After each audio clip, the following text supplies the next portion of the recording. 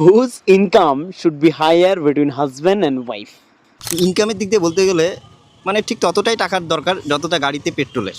क्या बात है सर, क्या बात है, ये बात है। মেল মানে পার্টনারটার একটু ইনকামটা বেশি হওয়া উচিত, কারণ যেটা মানে 70% মেল একটু বেশি রেসপন্সিবল, আমার মতামত।